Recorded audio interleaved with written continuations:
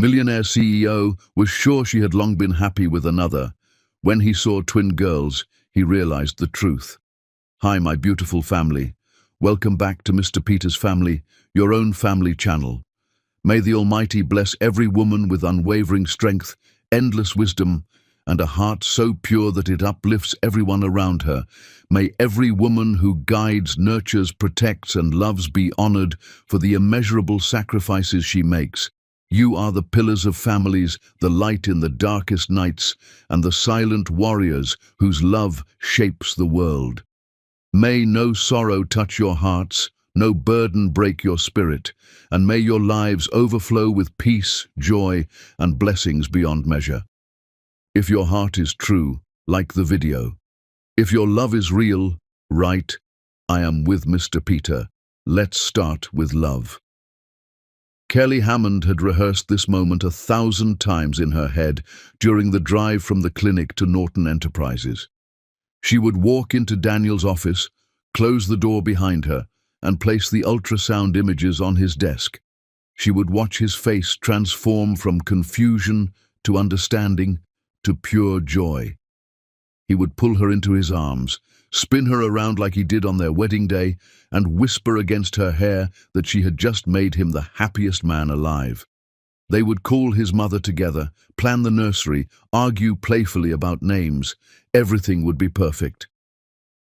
Kelly pushed open the heavy glass doors of Norton Enterprises at 9:15 in the evening, her heart hammering against her ribs.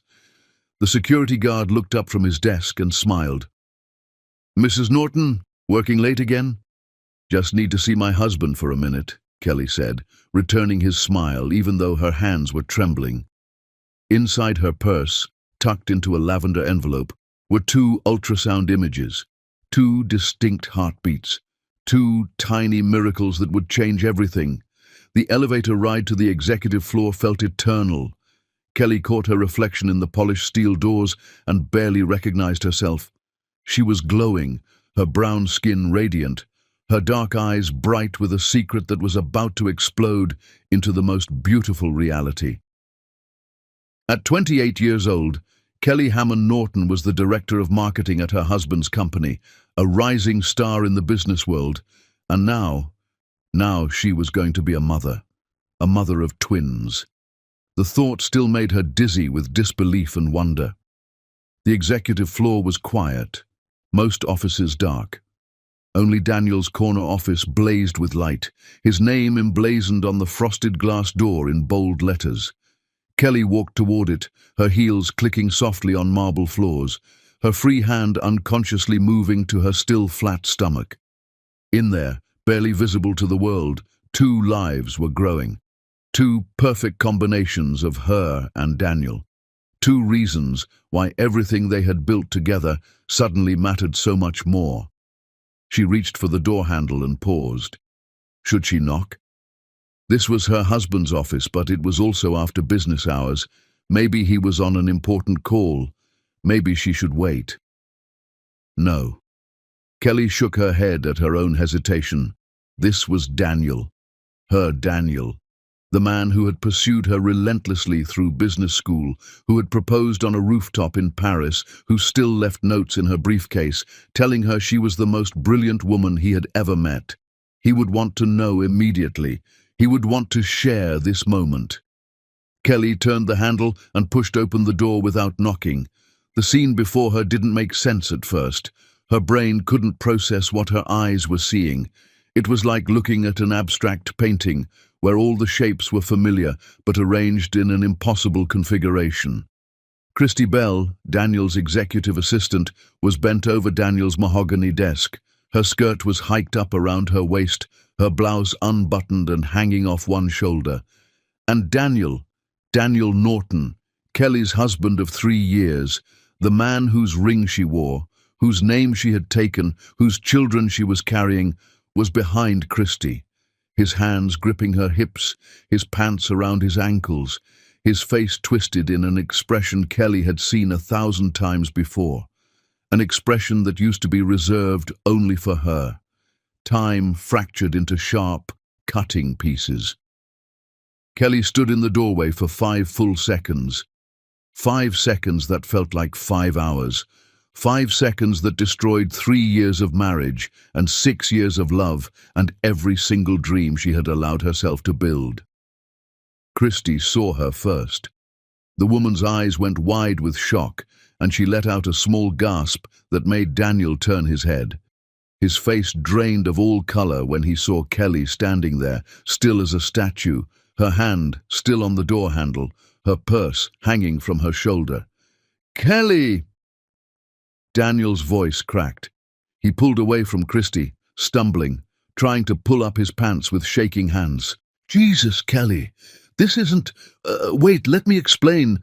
Christy was scrambling to button her blouse, her face flushed with shame and something else. Satisfaction, maybe, or triumph. Kelly couldn't tell and didn't care. Kelly walked into the office with slow, deliberate steps. She didn't look at Christy, didn't acknowledge the woman existed. She walked straight to Daniel's desk, opened her purse with steady hands that didn't feel like they belonged to her body anymore, and removed her wedding ring. The diamond caught the light, sparkling like all the promises Daniel had made and just shattered. She placed the ring on the mahogany desk, right where Christy had just been bent over, and finally looked at her husband. Daniel's face was white, his eyes desperate, his mouth opening and closing like he was trying to find words that didn't exist. "Kelly, please, just listen. I hope she was worth it." Kelly's voice was ice, not cold, ice, frozen solid, hard enough to cut, unbreakable. She heard the words come out of her mouth and marveled at how calm she sounded when everything inside her was screaming. Daniel reached for her, and Kelly stepped back so fast he flinched. "Don't," she said quietly. "Don't you dare touch me." "This was a mistake," Daniel said, his voice rising with panic. "Baby, this was nothing. It meant nothing." "Stop calling me baby. Kelly, please, we can work through this. There is no we anymore." Kelly turned and walked toward the door. Behind her, she heard Daniel stumbling after her, heard Christy saying something in a quiet voice, heard her husband's footsteps on the marble floor. "Kelly, wait! Where are you going?" She stopped at the elevator and pressed the button. The doors opened immediately, as if the universe wanted to help her escape. Kelly stepped inside and finally looked back at Daniel. He was standing in the hallway, his shirt untucked, his hair disheveled, his face wrecked with fear and regret. Too late. All of it was too late. "Kelly, I love you," Daniel said, and his voice broke on the words. "I love you so much. This was a mistake. One stupid mistake. Don't leave. Please don't leave." Kelly looked at him and felt absolutely nothing. The man before her was a stranger. The Daniel Norton she had loved didn't exist. Maybe he never had. "I was coming to tell you something tonight," Kelly said softly as the elevator doors started to close. "But you'll never know what it was." The last thing she saw was Daniel's face crumpling with desperation and Christy Bell standing in his office doorway, watching it all with dark, unreadable eyes. Kelly rode the elevator down in complete silence. She walked past the security guard, who called out a cheerful goodnight. She got into her car in the parking garage and sat there with her hands on the steering wheel, staring at nothing. Inside her purse, the lavender envelope held 2 ultrasound images, 2 tiny beans floating in darkness, 2 heartbeats that would never know their father because their father had chosen 5 minutes of pleasure with his assistant over everything that mattered. Kelly's phone started ringing. "Daniel." She declined the call. It rang again, immediately. Again. Again. She turned off her phone, started her car, and drove. She didn't go to their penthouse. She couldn't stomach the thought of sleeping in their bed, touching their things, breathing air that smelled like the life they had built together. Instead, Kelly drove to a hotel downtown, checked in under her maiden name, Hammond, not Norton, and sat on the edge of the bed in the dark. Her hand moved to her stomach. "It's okay," she whispered to the 2 lives growing inside her. "We don't need him. We never will." Kelly Hammond cried until dawn, and then she stopped crying forever. By the time the sun rose over the city, Kelly had already called her lawyer, emptied their joint bank account of every dollar she had earned, and begun planning her disappearance. Daniel Norton had made his choice that night. Now Kelly was making hers. She was choosing herself. She was choosing her children. She was choosing to become someone who would never need a man like Daniel Norton again. And she would become someone so powerful, so successful, so utterly untouchable, that when Daniel finally realized what he had lost, it would destroy him completely. That was a promise Kelly made to herself and her unborn daughters in a hotel room as the city woke up around her. A promise she would spend the next 5 years keeping. Chapter 2. The Queen who rose the boardroom fell silent when Kelly Hammond walked in. Not Kelly Norton anymore, never Norton again. She had taken back her maiden name the day the divorce was finalized, and with it, she had taken back her power, her identity, and her future. That was 5 years ago. Now Kelly Hammond was a name that made executives nervous and competitors terrified. "Ladies and gentlemen," Kelly said, placing her leather portfolio on the mahogany table, "let me show you exactly why Norton Enterprises is about to lose their biggest client to Hammond and Associates." She was 33 years old and looked like she had been carved from ambition and fire. Her tailored black suit fit perfectly over her curves. Her natural hair was styled in an elegant twist, and her dark eyes held the kind of confidence that came from surviving hell and building heaven from the ashes. The presentation she delivered was flawless, ruthless, and absolutely devastating to the company that still bore her ex-husband's name. When she finished, the room erupted in applause. The client, a massive pharmaceutical corporation that had been with Norton Enterprises for over a decade, signed with Hammond and Associates on the spot. Kelly shook hands, smiled professionally, and left the building with another victory under her belt. Her assistant, Jennifer, was waiting by the car with a tablet full of messages. "3 more companies want to schedule meetings," Jennifer said as Kelly slid into the back seat. "And Daniel Norton's office called again." "Block the number." "Already did. He called from a different line." Kelly's jaw tightened. "Block every number associated with Norton Enterprises. If he wants to reach me, he can send a carrier pigeon. I still won't respond." Jennifer grinned. "You're terrifying. I love it." Kelly allowed herself a small smile as the car pulled into traffic. Terrifying. Yes. She supposed she was. Good. The world had tried to break her, and instead she had become unbreakable. Hammond and Associates had grown from a one-woman startup operating out of a tiny office to a marketing empire with branches in 4 cities. Forbes had called her the Phoenix in their latest issue, the woman who rose from the ashes of a broken marriage to burn down the empire that betrayed her. The feature had included photos of Kelly in power poses, quotes about resilience and female entrepreneurship, and exactly 0 mentions of Daniel Norton. Kelly had made sure of that. He didn't get to be part of her story anymore. He was a footnote, a mistake she had learned from and left behind.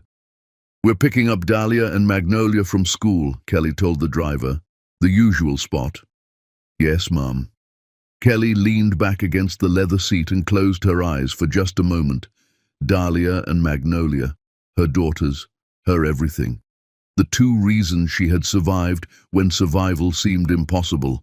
When she thought about those early days, pregnant, alone, terrified, building a business, while her body grew 2 lives, Kelly sometimes couldn't believe she had made it through.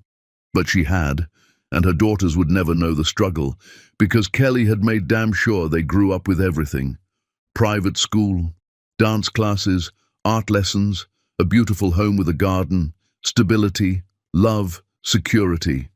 Everything Kelly had lost that night in Daniel's office, she had rebuilt bigger and better for her girls. The car pulled up to Westbridge Academy, one of the most prestigious private schools in the state. Kelly stepped out onto the sidewalk and immediately spotted them. Dahlia and Magnolia, identical twins with honey-brown skin, bright green eyes, and smiles that could light up the darkest room. They were wearing matching navy uniforms, but that was where the similarities ended. Dahlia had her hair in 2 neat braids and was carefully carrying a large piece of construction paper covered in painted flowers. She walked slowly, concentrating on not dropping her artwork. Magnolia's hair was already falling out of its ponytail, her knees were grass-stained, and she was racing toward the car at full speed, her backpack bouncing wildly. "Mama!" Magnolia shouted, launching herself into Kelly's arms with enough force to nearly knock them both over. "I scored the winning goal in soccer today. Coach said I have a natural talent, and I should try out for the travel team, and can I please, Mama? Please?" Kelly laughed and kissed her daughter's forehead. "We'll talk about it. Where's your sister?" "Being slow like always," Magnolia said, rolling her eyes dramatically. Dahlia reached them, slightly out of breath, holding up her artwork with pride. "Look, Mama, I painted flowers for you. This one is a dahlia, and this one is a magnolia. That's us." Kelly's heart clenched with love so fierce it hurt. She knelt down and took the painting carefully, studying every detail. "This is beautiful, baby. Absolutely beautiful. We're going to frame this and put it in my office." Dahlia beamed. "Really? Really? Can we get ice cream?" Magnolia asked, already moving on to the next important thing. "Please, I scored the winning goal." "You mention that a lot," Dahlia said quietly, but she was smiling. "Because it's important." Kelly ushered both girls into the car, settling between them in the back seat. As they drove toward their favorite ice cream shop, Kelly listened to Magnolia's animated retelling of the soccer game, while Dahlia quietly hummed and drew in her sketchbook. These were her daughters, these fierce, brilliant, perfect little girls who had saved her life just by existing. They didn't need Daniel Norton. They had never needed him. Later that evening, after ice cream and homework and dinner, Kelly tucked both girls into their beds. They shared a room by choice, twin beds with matching floral comforters, their walls covered in Dahlia's artwork and Magnolia's soccer ribbons. "Mama," Magnolia said as Kelly pulled the covers up to her chin, "why don't we have a daddy?" Kelly's breath caught. This question came up sometimes, usually triggered by seeing other families at school or in the park. She had prepared an answer, practiced it, but it still felt like swallowing glass. "Because we don't need one," Kelly said gently, smoothing Magnolia's wild curls. "We have each other, and that's more than enough." "But everyone else has one," Magnolia insisted. "Even the kids whose parents are divorced. They have daddies who pick them up on weekends." "We're special," Dahlia said quietly from her bed. "Right, Mama? We're special because we have you, and you're stronger than other people's mamas and daddies combined." Kelly's throat tightened with emotion. "That's right, sweet girl." "I still think it would be nice to have a daddy," Magnolia muttered, but she was already yawning. Kelly kissed both of their foreheads, turned off the light, and stood in the doorway for a long moment, watching them drift to sleep. Magnolia sprawled on her back, arms flung wide. Dahlia curled on her side, hugging her stuffed bunny. Both of them perfect, both of them hers. In her own room, later that night, Kelly stood by the window overlooking the city lights. Her house was in an exclusive neighborhood. Her business was thriving. Her daughters were healthy and happy. She had everything she had ever wanted. So why did Magnolia's question about a daddy make her chest ache? Kelly's hand moved unconsciously to her stomach, remembering. She had been so excited that night, so full of hope and joy and love. She had imagined Daniel's face when he saw the ultrasound images, imagined his hands on her belly, imagined building a family together. Instead, she had walked into his office and watched her entire world implode. Kelly turned away from the window and climbed into bed. She didn't think about Daniel Norton anymore. She refused to give him space in her head or her heart. He had made his choice 5 years ago when he chose Christy Bell over his wife and unborn children. Kelly had made her choice too. She chose to survive, to thrive, to become someone so powerful and successful that Daniel Norton would spend the rest of his life regretting what he threw away. And if Forbes was right about calling her the Phoenix, then Daniel Norton was about to learn what happened when you tried to burn down a woman who was already made of fire. She didn't just rise from the ashes, she brought the whole damn building down with her. Chapter 3. The moment time stopped. Daniel Norton was having the worst day of a very bad year. His lawyer had just informed him that Norton Enterprises was officially filing for bankruptcy. The company his father had built, that Daniel had inherited and then systematically destroyed through bad decisions and worse luck, was done, finished, over. Christie had left him 3 years ago when the money started drying up. She had married some tech billionaire in Silicon Valley and sent Daniel a wedding invitation. He had thrown it in the trash and then spent 2 hours staring at the wall of his tiny apartment, wondering how his life had fallen apart so completely. The answer, of course, was Kelly. Not that Kelly had done anything wrong. God, no. Kelly had simply taken what was hers and built something extraordinary. Hammond and Associates had swooped in like a bird of prey and picked off every major client Norton Enterprises had. Daniel couldn't even be angry about it. Kelly was brilliant. She always had been. He had just been too stupid to appreciate it when it mattered. Now Daniel was 35 years old, broke, and driving a used sedan that made concerning noises whenever he turned left. He had a meeting across town with a potential consulting client, the only work he could get these days, and he was late because, of course, he was stuck in traffic. The rain started as he reached downtown, fat drops splattering against the windshield. Daniel flipped on the wipers and inched forward through the congestion, his mind already running through the pitch he would give to the client. He needed this job, needed the money, needed something to go right. The traffic light ahead turned red, and Daniel stopped behind a line of cars. He drummed his fingers on the steering wheel, watching pedestrians hurry across the street with umbrellas and newspapers held over their heads. Then he saw her. Kelly Hammond, walking across the crosswalk with 2 little girls. Daniel's heart stopped beating. Just completely stopped, and for a moment he wondered if he was having a heart attack. The woman was unmistakably Kelly. Same confident stride, same elegant posture, same beautiful face, though somehow even more striking than he remembered. She was wearing a camel-colored coat and holding the hands of 2 identical little girls in bright yellow raincoats. The girls were laughing about something, their faces tilted up toward Kelly, and even from this distance, even through the rain-streaked windshield, Daniel could see it. They had his eyes, his exact green eyes, the unusual shade that ran in his family, that his mother had, that Daniel saw every morning in the mirror. Those 2 little girls walking across the street with Kelly Hammond had Daniel Norton's eyes. The world tilted sideways. Daniel's hands tightened on the steering wheel until his knuckles went white. His breathing came in short, sharp gasps that fogged up the windshield.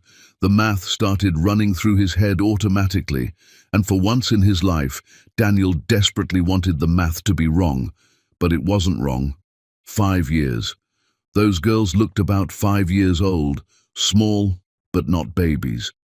Old enough to walk confidently, to talk, to laugh.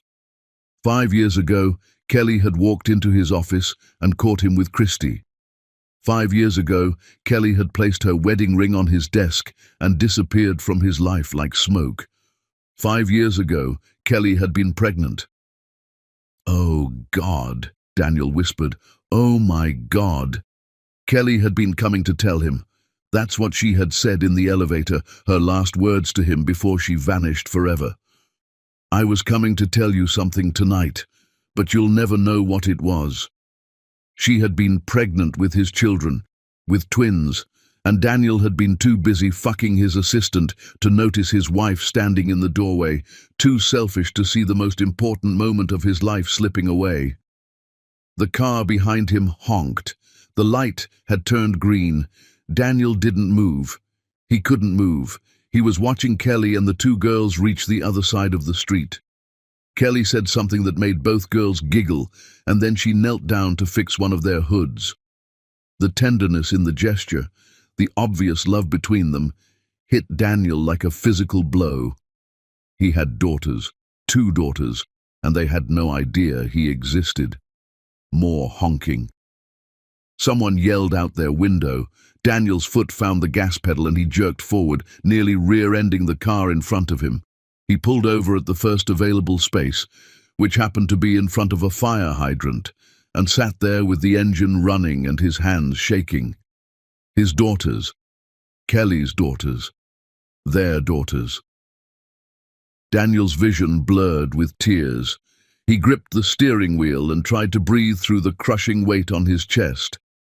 Kelly had been pregnant when she walked into his office that night. She had been carrying his children, probably terrified and excited and hopeful, and Daniel had destroyed everything in the most spectacular way possible. She had gone through pregnancy alone, given birth alone, raised 2 babies alone, built a business empire alone, while Daniel was falling apart and blaming everyone but himself for his failures.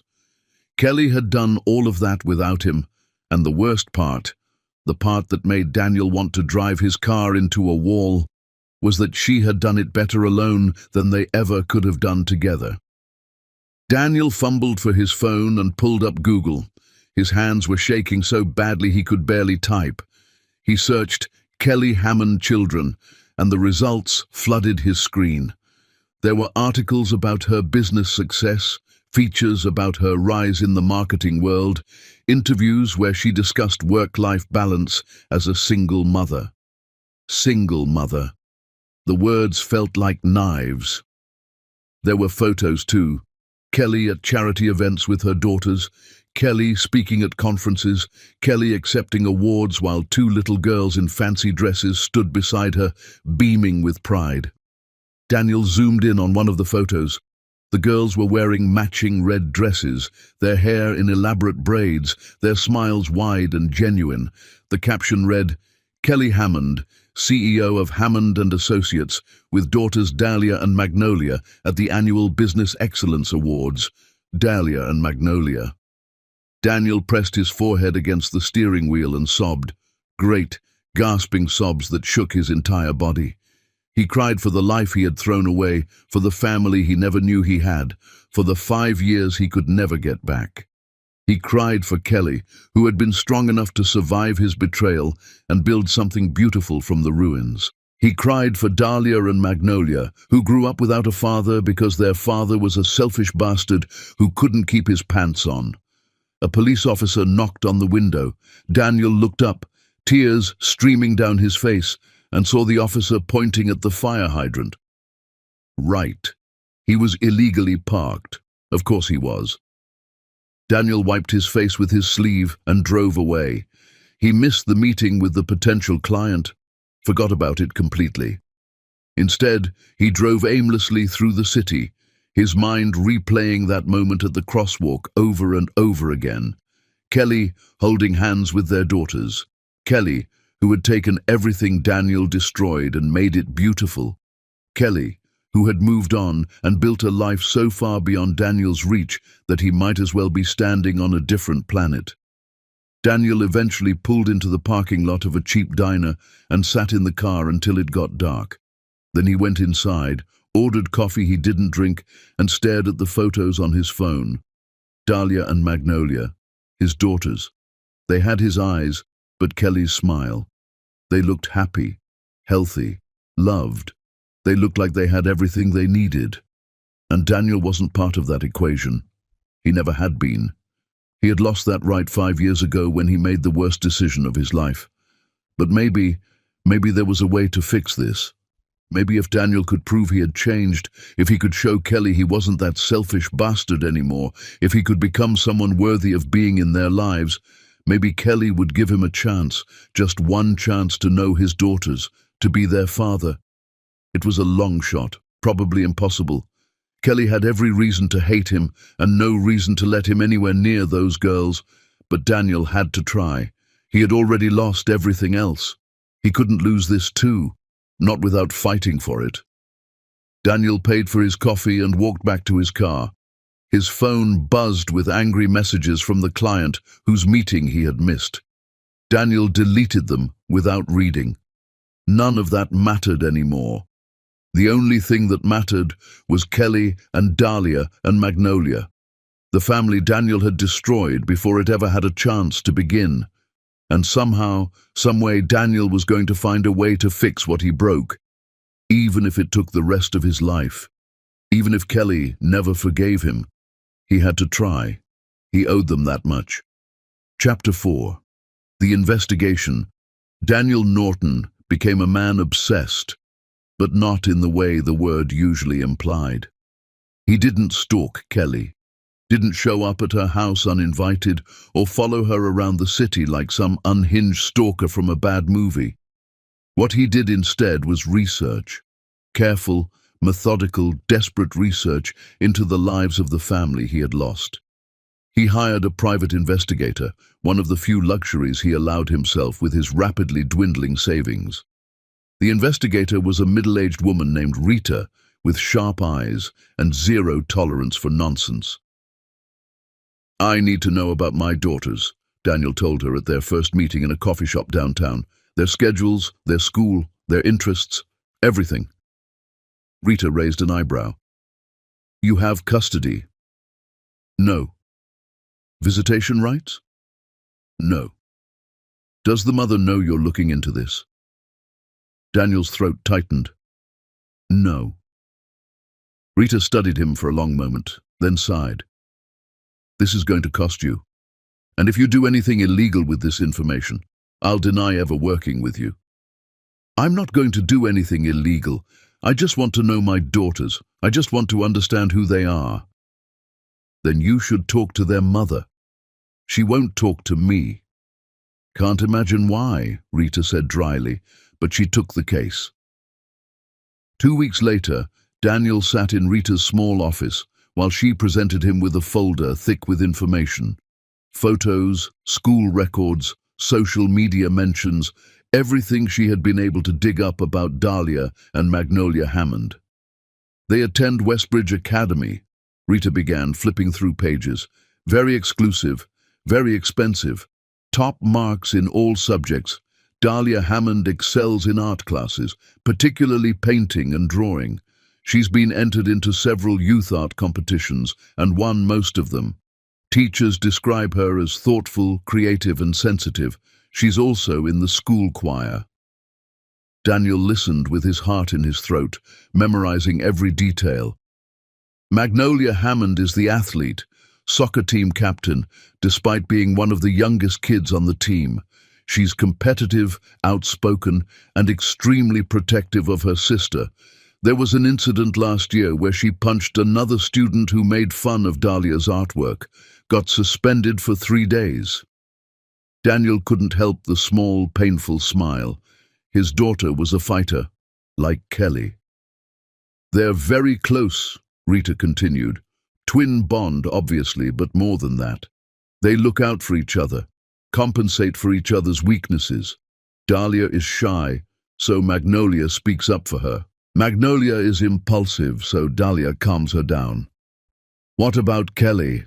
Daniel asked quietly. "How is she with them?" Rita's expression softened slightly. "From everything I observed, she's an excellent mother. Attentive, affectionate, present. She makes time for school events despite her business schedule. The girls clearly adore her. They don't have any other family involved. Kelly's parents passed away years ago, and she's an only child. It's just the 3 of them." Just the 3 of them. Because Daniel had made sure there was no room for him.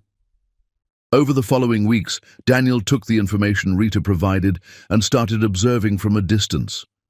He went to Westbridge Academy at dismissal time and watched from his parked car as Kelly picked up the girls. He went to Magnolia's soccer games and sat in the back row of the bleachers, wearing sunglasses and a baseball cap, watching his daughter sprint across the field with fierce determination. He went to an art show at a local gallery where Dahlia's painting had been selected for display. Daniel stood in front of the painting, a beautiful watercolor of two flowers growing side by side, and read the small placard beside it. Dahlia Hammond, age 5, sisters. 5 years old. They had just turned 5. Daniel did the math again, even though he had done it 1,000 times already. Kelly would have been about 6 weeks pregnant when she caught him with Christy, early enough that she might not have known yet, or maybe she had just found out. Maybe that's why she had come to his office that night. The thought made Daniel physically ill every single time. He started keeping a journal, writing down everything he learned about his daughters. Dahlia loved butterflies and had posters of different species on her bedroom wall. Daniel knew this because Rita had somehow obtained photos of their room. Magnolia wanted to be a professional soccer player when she grew up and practiced dribbling in the backyard every evening after homework. They both loved to read, curled up together on the couch while Kelly worked in her home office. They took piano lessons on Tuesday afternoons. They had a dog named Biscuit, who was some kind of terrier mix and absolutely adored the girls, sleeping in their room every night. Daniel learned that Kelly read to them every night before bed, that she made elaborate pancakes shaped like animals on Saturday mornings, that she had never once badmouthed him to the girls, because how could she badmouth someone they didn't even know existed? The more Daniel learned, the more he realized how completely Kelly had shut him out. He didn't exist in their world. He was less than a memory. He was nothing, and it was exactly what he deserved. Daniel started volunteering at a children's hospital in his spare time. He couldn't explain exactly why, maybe because he wanted to be near kids, to understand them better, to become someone who could be trusted around children. He read to the patients, played board games with them, listened to their stories. It felt like penance. Like maybe if he could be kind to these children, it would somehow balance out the cosmic scales of all the ways he had failed his own daughters. One afternoon, Daniel was reading to a little girl who was recovering from surgery when a nurse stopped by the room. She watched him for a moment, then smiled. "You're really good with kids," she said. "Do you have any of your own?" Daniel's throat closed up. He looked at the little girl in the bed, who was waiting patiently for him to continue the story, and then back at the nurse. "Yes," he said quietly, "I have 2 daughters, twins." It was the first time he had said it out loud, the first time he had claimed them, even though they had no idea he existed. "Lucky girls," the nurse said, and walked away. Daniel finished reading the story, said goodbye to his young patient, and walked out of the hospital into the parking lot. Then he sat in his car and cried until his chest ached and his throat was raw. Lucky girls? No, they weren't lucky. They were strong and brilliant and beautiful despite him, not because of him. That evening, Daniel wrote Kelly a letter. He poured everything into it, his regret, his shame, his desperate desire to know his daughters, his promise to be better, to do better, to prove he had changed. He wrote about seeing them at the crosswalk, about learning their names, about how Dahlia loved butterflies and Magnolia played soccer. He wrote about how he understood if Kelly never forgave him, but please, please just let him meet them once. Daniel mailed the letter to Kelly's office address. 3 days later it came back, returned to sender, unopened. There was a sticky note attached in handwriting Daniel didn't recognize. "Ms. Hammond does not accept correspondence from Daniel Norton." Daniel held the returned letter and felt something inside him break all over again. Of course Kelly wouldn't read it. Why would she? He had done nothing to earn even 5 minutes of her time. So Daniel decided he needed to try something else. He couldn't write to Kelly, couldn't call her, couldn't approach her directly. But maybe, just maybe, if he could show her through his actions that he had changed, if he could become someone worthy of being in their lives, she might consider letting him try. It was a desperate plan, probably doomed to fail. But Daniel had already lost everything. What else could they take from him? He sold his mother's jewelry, the last valuable things he owned, and set up a trust fund for Dahlia and Magnolia, not to buy their love, but because it was the right thing to do. Because they were his daughters, and they deserved whatever he could give them, even if they never knew it came from him. He started working harder on his consulting business, taking any job no matter how small, saving every penny. If he was going to fight for his family, he needed to be stable, needed to be someone Kelly might actually trust.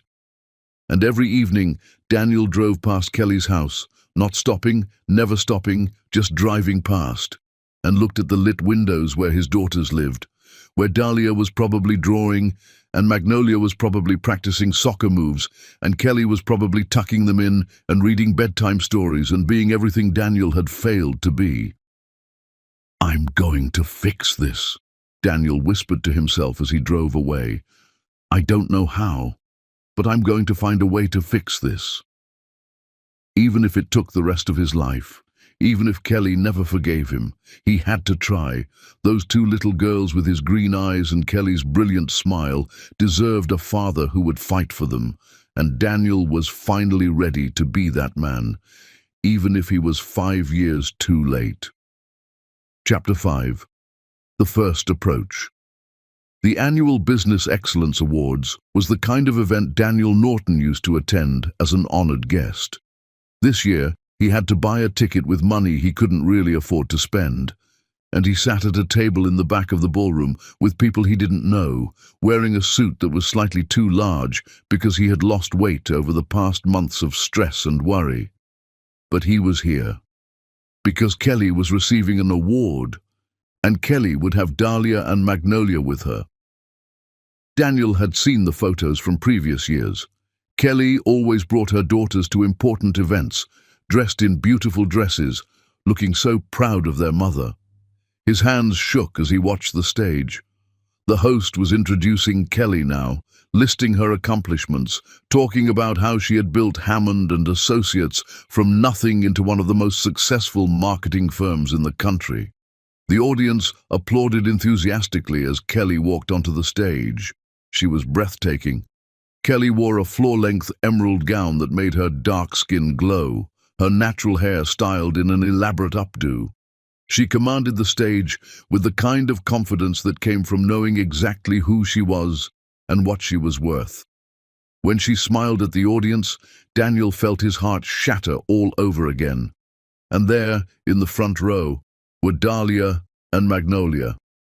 They were wearing matching navy blue dresses with sparkles on the skirts, their hair in elaborate braids with ribbons woven through.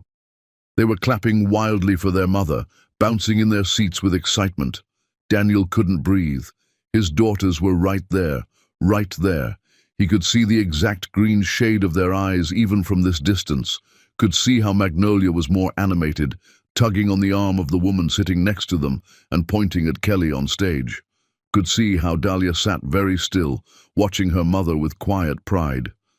Kelly accepted the award and gave a speech that was eloquent and funny and gracious. She thanked her team, her clients, and then she paused and looked directly at the front row. "Most importantly," Kelly said, her voice softening, "I want to thank my daughters, Dahlia and Magnolia. Everything I do for you. You are my purpose, my motivation, and my greatest joy. Thank you for being patient when Mama has to work late, for understanding when I'm stressed, and for reminding me every single day what really matters. I love you both more than words can express." The audience made appreciative sounds. Dahlia and Magnolia were glowing, waving at their mother. Kelly blew them a kiss and left the stage to thunderous applause. Daniel waited. The evening continued with dinner and more speeches and networking. He watched Kelly circulate through the room, her daughters staying close to her side. People stopped her constantly to offer congratulations, to request meetings, to introduce themselves.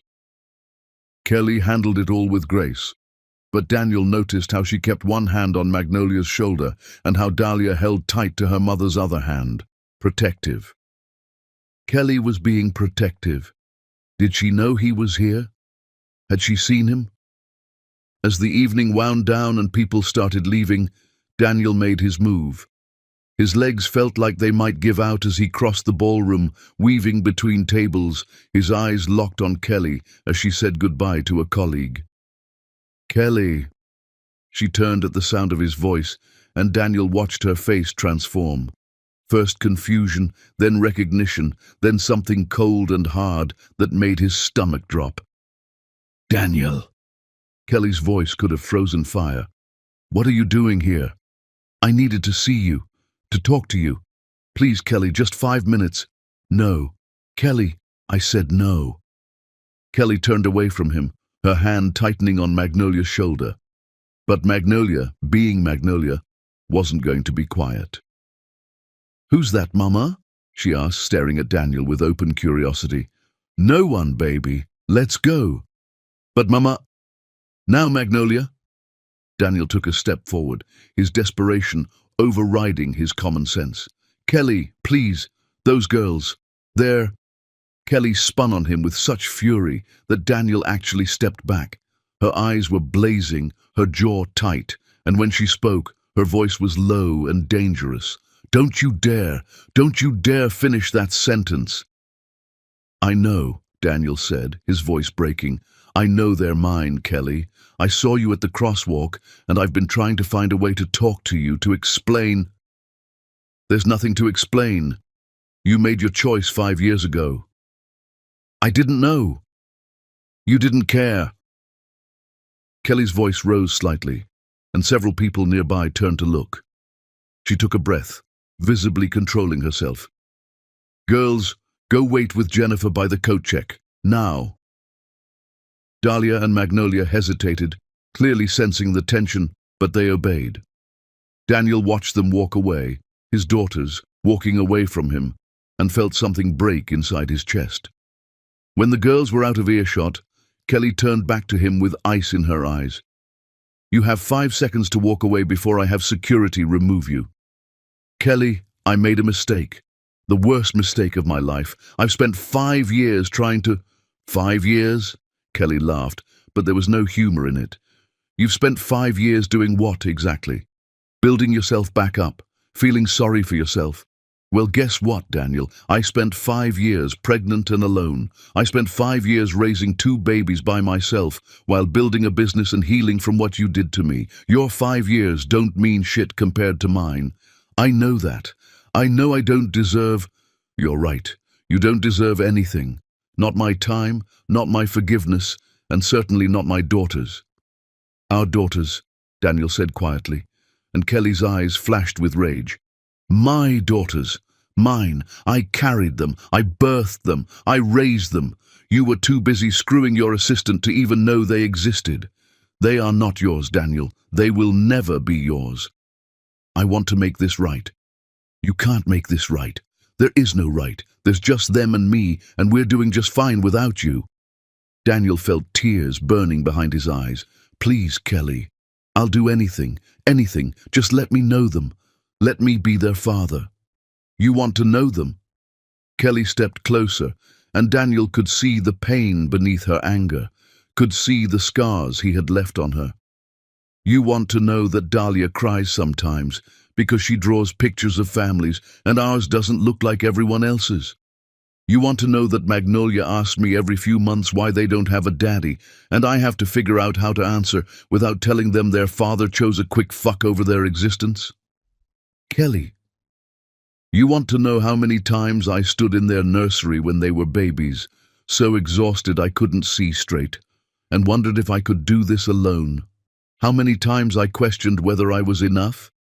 Whether they would grow up resenting me for keeping them from you? Why did you keep them from me? Daniel asked desperately. Why didn't you tell me? Kelly stared at him like he was an idiot. Because you didn't deserve to know. Because I saw who you really were that night in your office. Because I knew that if I told you, you would either reject them or try to take them from me, and I wasn't going to let either of those things happen. So I made a choice. I chose them. I chose me, and we've been better off without you. I'm not that person anymore. I don't care who you are now. You could be a saint, and it wouldn't change what you did. It wouldn't give me back those 5 years of struggling alone. It wouldn't erase the fact that my daughters grew up without a father because their father was a selfish bastard. Daniel felt something wet on his face and realized he was crying. I'm sorry. God, Kelly, I'm so sorry. Your apologies mean nothing to me. Then what do I do? Tell me what to do. Kelly looked at him for a long moment, and Daniel saw the battle playing out on her face. Anger and pain and something else. Something that might have been exhaustion. You leave us alone, she said finally. You stay away from my daughters. You stay away from me. You go back to whatever life you've built, and you forget we exist. I can't do that. Then you're going to suffer, Kelly said simply, because I will not let you anywhere near them. I will fight you with everything I have. I will destroy you before I let you hurt them the way you hurt me. She turned and walked away, her heels clicking sharply against the marble floor. Daniel watched her collect Dahlia and Magnolia, watched her hug them both and wipe what looked like tears from Dahlia's concerned face, watched them leave the ballroom together. A family, complete, without him. Daniel stood there until a member of the event staff politely asked him to leave. Then he walked to his car, got inside, and screamed until his throat was raw. He pounded his fists against the steering wheel until his hands hurt. And then he sat there in the dark parking lot and cried until he had nothing left. Kelly was right. He didn't deserve them. He had never deserved them. But that didn't change the fact that he loved them desperately, hopelessly, even though they didn't know he existed. Didn't change the fact that he would spend the rest of his life trying to be worthy of them, even if Kelly never forgave him, even if his daughters grew up never knowing his name. Daniel was going to prove he had changed. He was going to become the man Kelly deserved 5 years ago, the father Dahlia and Magnolia should have had from the beginning. It was too late to fix what he broke, but maybe, just maybe, if he tried hard enough, suffered long enough, changed deeply enough, maybe Kelly would give him one chance, just one chance to be part of their lives. And if she didn't, if she kept them from him forever, Daniel would accept that. Because Kelly Hammond was right about everything. She always had been. Chapter 6. The Suffering. The trust fund came back shredded. Daniel had used the last of his savings to create a proper legal trust for Dahlia and Magnolia, not the pathetic amount from selling his mother's jewelry, but actual money he had scraped together through consulting work, through selling everything he owned, through working himself to exhaustion. It wasn't much in the grand scheme of things, but it was everything he had. Kelly's lawyer sent it back in pieces, stuffed into a manila envelope with a note card on top. Daniel recognized Kelly's handwriting immediately. My daughters don't need your guilt money. They don't need anything from you. Stop. Daniel sat on the floor of his studio apartment, surrounded by shredded legal documents, and tried not to let it destroy him. But God, it was hard. He was trying. He was trying so hard, and Kelly wouldn't even acknowledge it. He had started sending flowers to her office. Not love letters, nothing romantic, just flowers with simple cards. For Dahlia's art show. For Magnolia's soccer game. Because you're an incredible mother. Every single bouquet came back, sometimes within hours. Kelly had them donated to hospitals, and she made sure the donation cards read, "From a man who doesn't understand the meaning of no."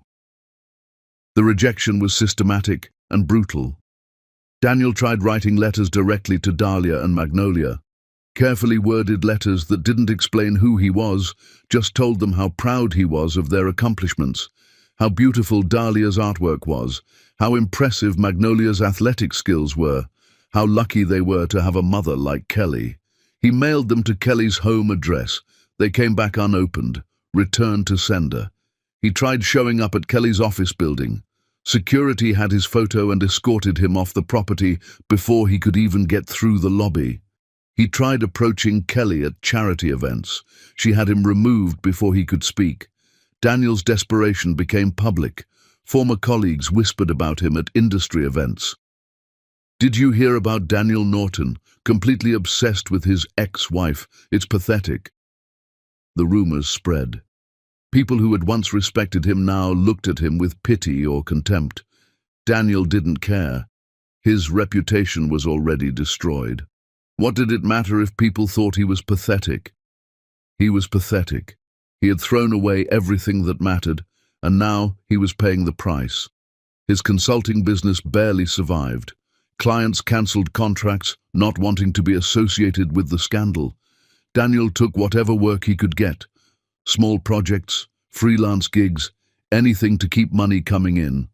Not for himself, for Dahlia and Magnolia. In case Kelly ever changed her mind about the trust fund, in case he ever got a chance to give them something, anything. Daniel started volunteering more at the children's hospital. It was the only place he felt useful, the only place where his presence made a positive difference in someone's life. He read stories to sick kids, played games with them, listened to them talk about their fears and hopes. One evening, a little girl named Sophie asked him if he had kids. Daniel hesitated, then pulled out his phone. He had saved dozens of photos from Kelly's social media before she blocked him completely. Photos of Dahlia and Magnolia at school events, at soccer games, at art shows. His daughters, who didn't know he existed. "Yes," Daniel said, showing Sophie the photos. "These are my daughters, Dahlia and Magnolia." Sophie studied the pictures seriously. "They're pretty. Do they visit you here?" "No, they don't know I volunteer here." "Why not?" Daniel's throat tightened.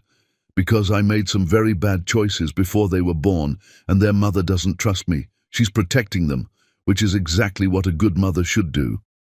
"Do you miss them?" "Every single day." "You should tell them," Sophie said with the brutal honesty only children possess. "My daddy told me he missed me when I was in the hospital, and it made me feel better." Daniel smiled sadly. "That's good advice, sweetheart, but sometimes things are more complicated than that." That night, Daniel wrote in his journal.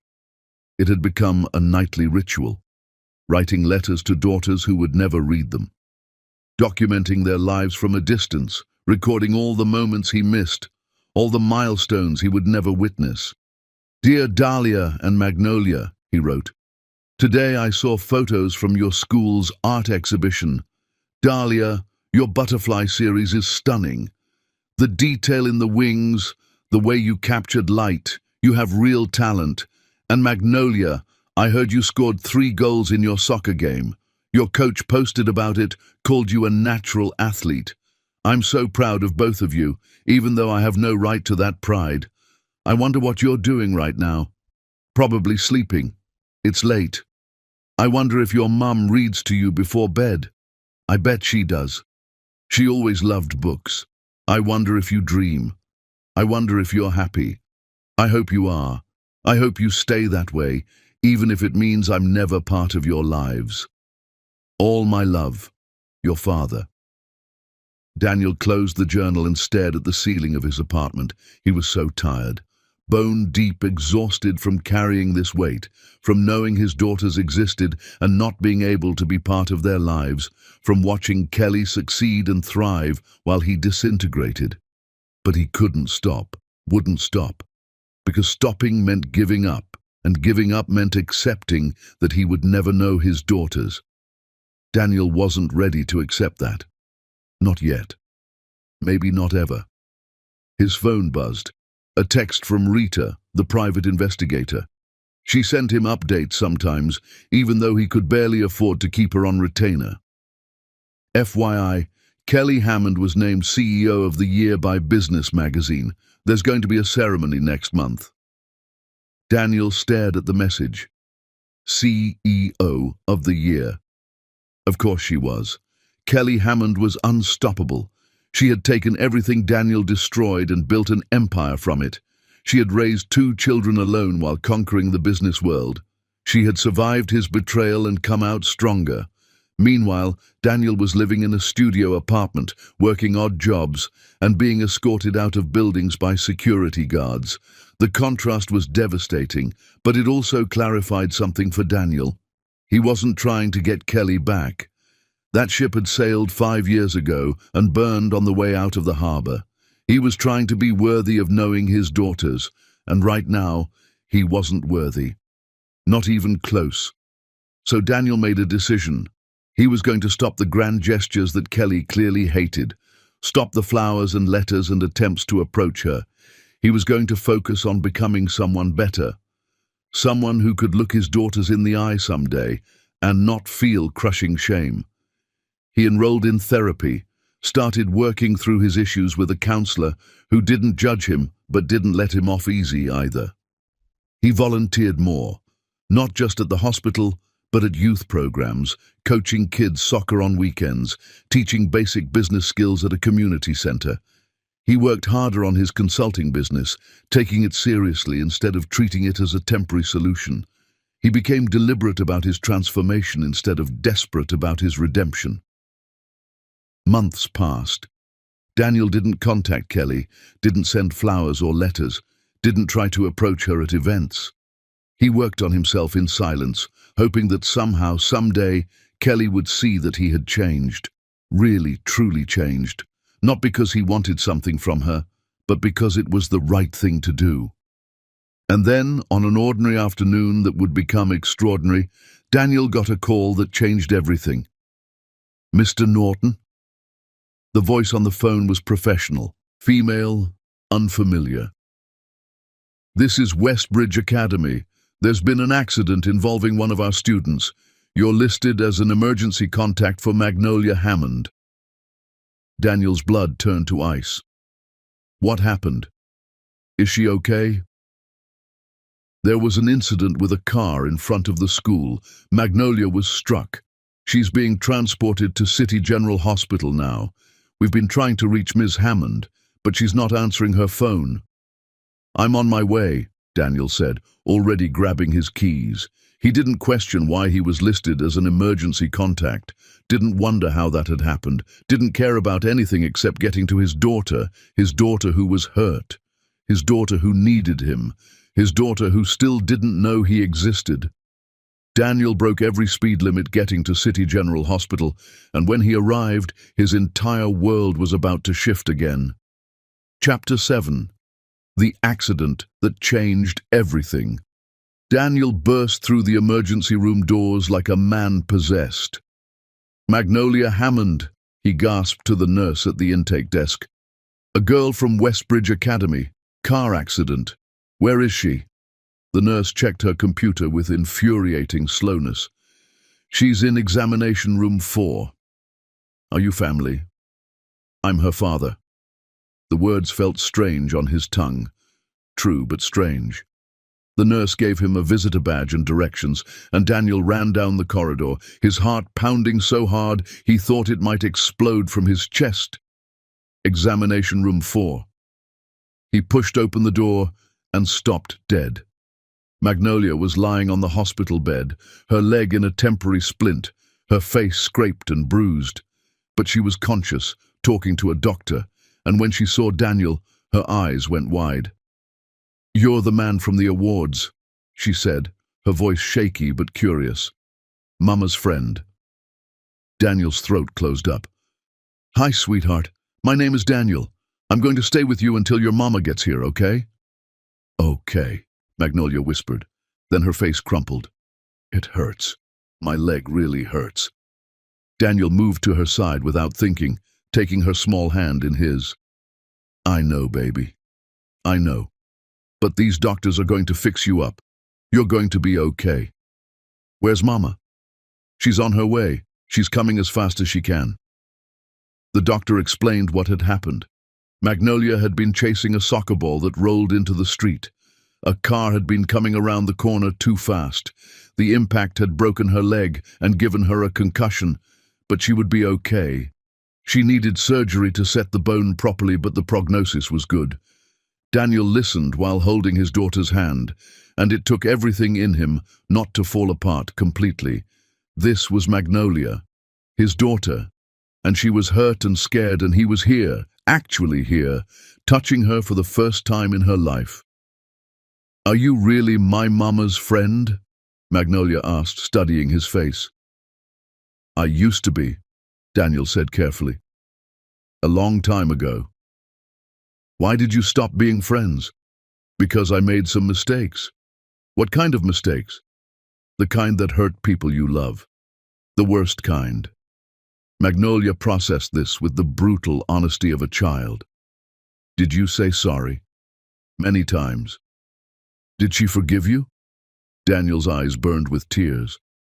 No, sweetheart. She didn't. That's sad, Magnolia said. Then she squeezed his hand. You have nice eyes. They're like mine and Leah's. Daniel couldn't breathe, couldn't speak. He just held his daughter's hand and tried not to sob. The surgery was scheduled for within the hour. Daniel stayed with Magnolia the entire time, talking to her about soccer and school and her favorite foods, anything to distract her from the pain and fear. She told him about how she wanted to play professional soccer someday, how her coach said she was the best player on the team, how Dahlia thought soccer was boring but came to all her games anyway because that's what sisters do. Leah's the best sister, Magnolia said groggily. The pain medication was making her drowsy. She's quiet, but she's really smart. And she draws me pictures of soccer players when I'm sad. She sounds wonderful, Daniel managed to say. She is. We're twins. That means we came out of Mama's belly together. I know. Do you have any kids? Daniel looked at his daughter, at her green eyes that matched his, at her brave little face trying so hard not to cry, at the hand clutching his like he was a lifeline. And he couldn't lie. Yes, he whispered. I have 2 daughters. They're the most amazing girls in the world, and I love them more than anything. What are their names? Dahlia and Magnolia. Magnolia's eyes widened, then narrowed with suspicion. But before she could ask the obvious question, the door burst open and Kelly Hammond exploded into the room like a hurricane. Magnolia! Kelly rushed to the bed, her face white with terror. Baby, are you okay? Oh God, what happened? Mama! Magnolia reached for Kelly with her free hand, the one not holding Daniel's. I got hit by a car chasing my soccer ball, but this nice man stayed with me, and the doctors say I'm going to be okay. Kelly finally seemed to notice Daniel standing there. Her eyes met his, and the look she gave him could have melted steel. What are you doing here? The school called me, Daniel said quietly. They said I was an emergency contact. I didn't question it. I just came. You had no right.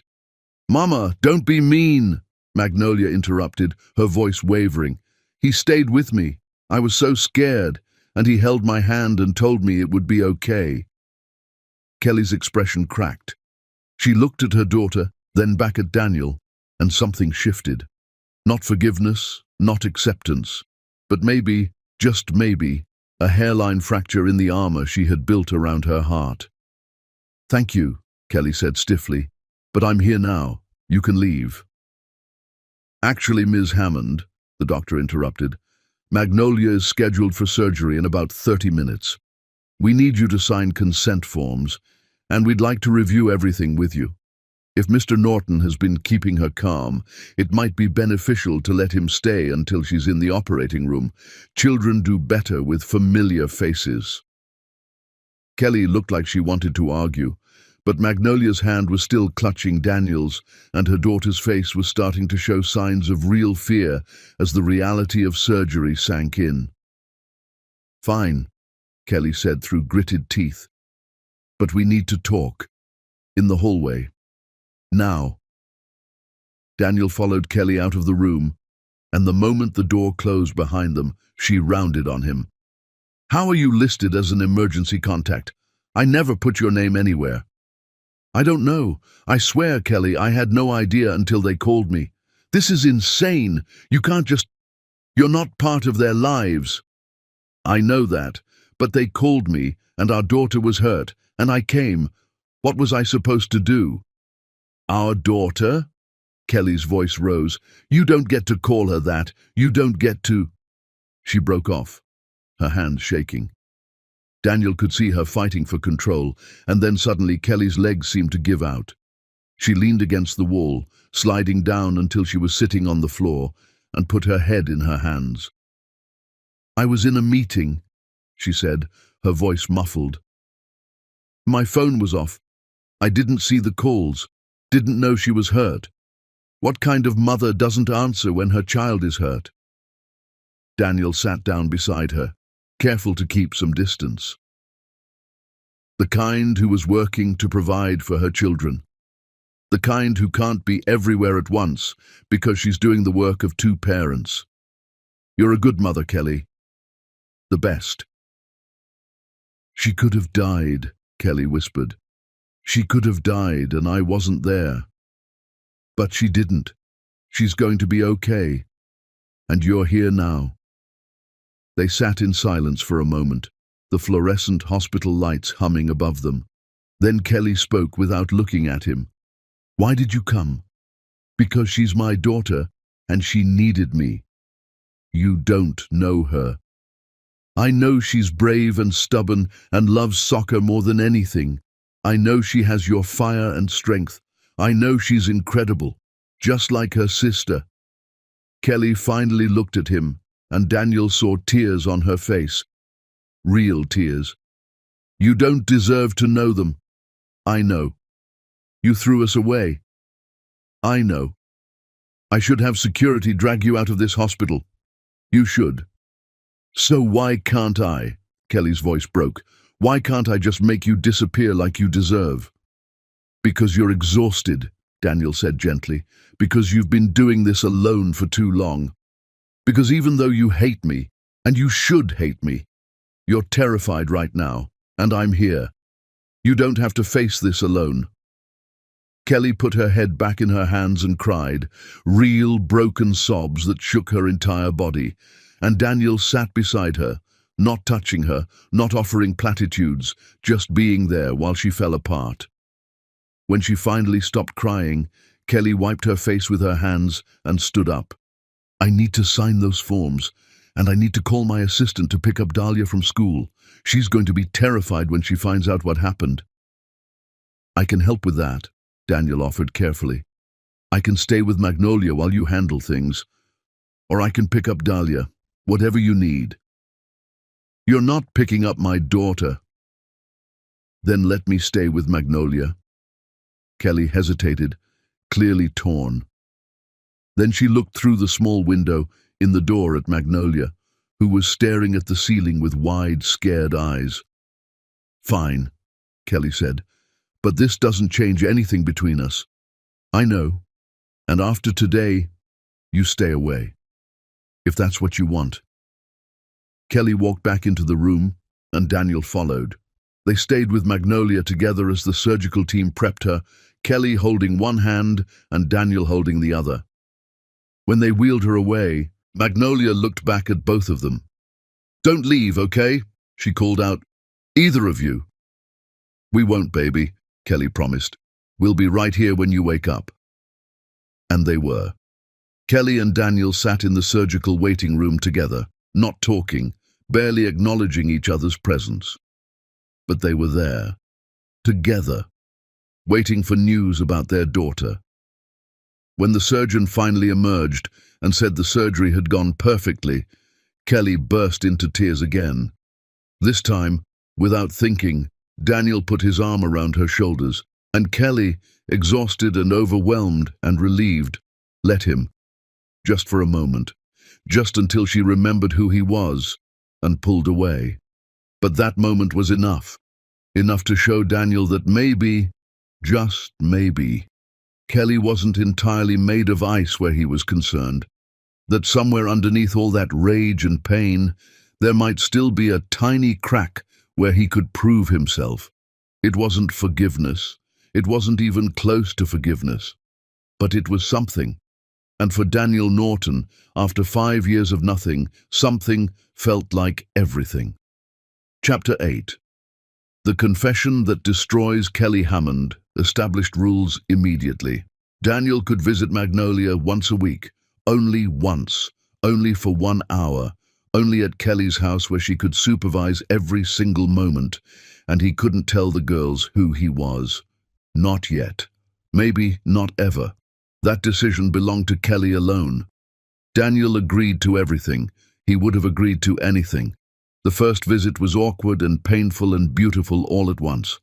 Magnolia's leg was in a cast, covered in signatures from her friends and teammates. She was propped up on the couch with pillows, watching television, when Daniel arrived. "The nice man from the hospital," she exclaimed, her face lighting up. "Hi, sweetheart. How are you feeling?" "Bored. I can't play soccer for weeks and weeks, and it's terrible." Dahlia was there too, sitting in the corner with a sketchbook, watching Daniel with solemn, cautious eyes.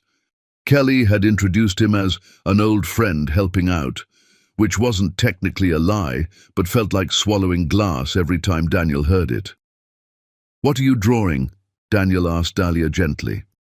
She held up her sketchbook. It was a beautiful watercolor of a garden, full of different flowers rendered in careful detail. "It's for Mama's office. She likes flowers." "That's stunning, Dahlia. You're incredibly talented." Dahlia studied him with those green eyes, his eyes, and said nothing. But she didn't close the sketchbook, which Daniel took as a small victory. Over the following weeks, Daniel learned his daughters, really learned them.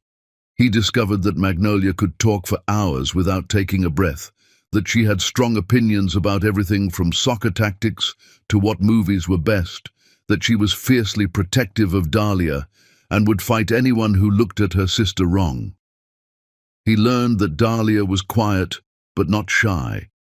She just preferred to observe before speaking. That she noticed everything and had a memory like a steel trap. That she loved reading fantasy books and drawing imaginary creatures and asking questions that showed depths of understanding far beyond her years. They were perfect, both of them. Perfect and brilliant and funny and kind, and Daniel loved them so completely it felt like his chest might crack open from the force of it. Kelly watched his every interaction like a hawk. She sat in the same room during every visit, working on her laptop, but clearly listening to every word. Sometimes Daniel caught her watching him with an unreadable expression. Sometimes she looked sad, sometimes angry, sometimes just exhausted. Daniel never pushed, never stayed longer than the allotted hour, never tried to have side conversations with Kelly. He showed up on time, interacted with his daughters, and left when told. He was proving he could follow rules, that he could be trusted. 2 months after the accident, Kelly actually spoke to him beyond terse instructions about arrival times. "They ask about you," she said as Daniel was leaving one evening. "Between visits, they want to know when you're coming back."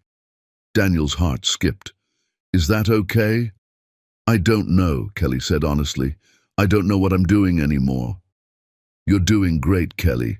You're an incredible mother." "Don't." She held up her hand. "Don't compliment me.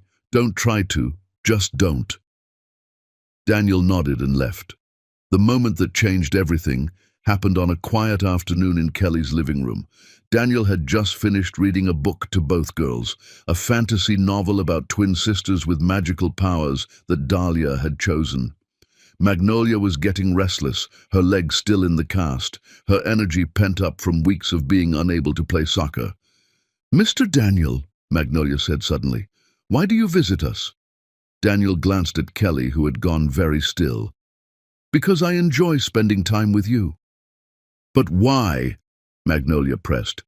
"Mama's other friends don't visit us. Just you."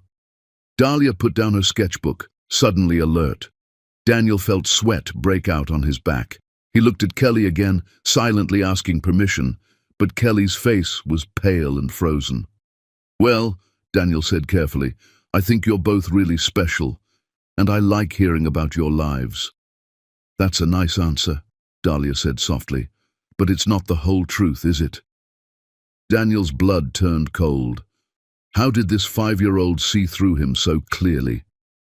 "Dahlia," Kelly started, but Magnolia interrupted.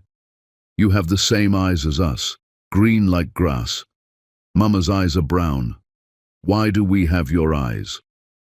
The room went silent. Daniel could hear his own heartbeat, loud and frantic in his ears. He looked at Kelly, and she was staring at her daughters with an expression of pure panic. "Girls," Kelly said, her voice shaking, "that's enough questions for today." "But, Mama," Magnolia started, "I said that's enough." Kelly's sharp tone made both girls flinch. Daniel watched Dahlia's eyes fill with tears and Magnolia's face crumple with confusion. He made a decision in that moment. Probably the wrong decision, probably one Kelly would never forgive him for, but he couldn't lie to them anymore. "Because I'm your father," Daniel said quietly. The words fell into the room like bombs. Kelly stood up so fast she knocked over her laptop. "Daniel, don't you dare." They asked Kelly. They deserve the truth. "That's not your decision to make." "I'm your daddy," Magnolia whispered, her eyes huge. Dahlia had gone very still, her face unreadable. She looked at her mother, then at Daniel, then back at her mother. When she spoke, her voice was small and heartbroken. "Why weren't you there?" The question destroyed Daniel. He knelt down so he was at eye level with both girls, tears already streaming down his face. "Because I made the worst mistake of my life before you were born. I hurt your mother very badly, and she had to be strong for all of you, for herself, for you, for your sister. She had to do everything alone because I failed her." "What did you do?" Dahlia demanded. Her quiet facade had cracked, and underneath was pain so raw it made Daniel want to die. Kelly was crying silently, standing frozen by the couch. Daniel looked at her, but she gave the tiniest nod. Fine. If he was going to destroy everything, at least he would do it honestly. "I betrayed your mother's trust. I broke promises I made to her. I chose something temporary and meaningless over everything that mattered, and when she found out, she left. She was carrying both of you at the time, but I didn't know that. She didn't tell me, and she was right not to tell me, because I didn't deserve to know." "Why are you here now?" Dahlia asked. "Because I want to be your father, because I want to know you and be part of your lives, because I've been trying to become someone worthy of you." "Are you?" Magnolia asked. "Are you worthy?" Daniel looked at Kelly. Her face was wrecked with tears, her arms wrapped around herself. He looked back at his daughters. "No," he said honestly, "but I'm trying. Every single day I'm trying." Dahlia stood up and walked to her mother. She wrapped her small arms around Kelly's waist and looked back at Daniel with eyes that were far too old for a 5-year-old child. "Mama is the strongest person in the world," Dahlia said firmly. "She raised us by herself. She built a company by herself. She did everything without you. We don't need you." The words cut deeper than any knife could. Daniel nodded, unable to speak around the lump in his throat. "You're right. You don't need me. Your mother is the strongest person I've ever known. She's incredible, and I'm so sorry I wasn't there for any of you." Magnolia was crying now, confused and upset. She reached for Kelly too, and suddenly both girls were clinging to their mother, all three of them crying. Daniel stood there feeling like the worst person who had ever existed. "I think you should leave," Kelly said through her tears. "Kelly." "Now, Daniel, please, just go." Daniel left. He walked out of that house and sat in his car for 20 minutes, sobbing so hard he couldn't breathe. He had just met his daughters. Actually, truly met them. Told them he was their father. And within minutes, he had watched Dahlia choose her mother with absolute certainty. "We don't need you." She was right. They didn't need him. They had Kelly, and Kelly was everything. Kelly was the one who had been there for every moment of their lives. Kelly was the one who had sacrificed and struggled and built something beautiful from the ruins of her marriage. Kelly was the one they loved with absolute certainty. Daniel was just the man who had destroyed everything before it began. His phone buzzed. A text from Kelly. "Don't come back next week. I need time to figure this out. I need to talk to them without you here. I'll contact you when I'm ready, if I'm ready." Daniel stared at the text and typed back one word. Okay. Then he drove home and spent the rest of the night writing in his journal, letters to daughters who might never want to hear from him again, apologies to a woman who would never forgive him, and questions about what came next, because for the first time in months, Daniel had no idea what to do. He had finally told his daughters the truth, and the truth had devastated all of them. Chapter 9. The Return of Christie. 3 weeks of silence felt like 3 years. Daniel existed in a state of suspended animation, going through the motions of living while his heart remained in Kelly's house with 2 little girls who now knew he was their father and weren't sure what to do with that information. He worked, he volunteered, he went to therapy, and he waited for Kelly to decide whether he deserved a second chance. Dr. Martinez asked him the hard questions during their sessions. What if Kelly decides you can't see them anymore? Daniel had thought about this, obsessed over it during sleepless nights. Then I accept it. I have no legal rights. I signed away everything when I signed those divorce papers 5 years ago. Kelly has full custody, and she's never put my name on their birth certificates. Legally, I don't exist to those girls. That must be terrifying. It's what I deserve. Is it? You made a mistake 5 years ago, a terrible mistake, but don't you deserve a chance to be a father to your children? Not if it hurts them. Kelly's right to be cautious. I destroyed her once. Why would she trust me not to do it again? The answer came not from Kelly, but from an unexpected source. Daniel was leaving his apartment on a rainy Thursday evening when he found Christie Bell sitting on the stairs outside his building. She was heavily pregnant now, maybe 7 or 8 months, her face pale and drawn, dark circles under her eyes that spoke of sleepless nights and desperate worry. "Hello, Daniel," she said quietly. Every muscle in Daniel's body tensed. "What are you doing here?" "I need help, again." Christie's voice cracked. "I'm sorry. I know you already helped me once, and I have no right to ask for more, but I don't know where else to go."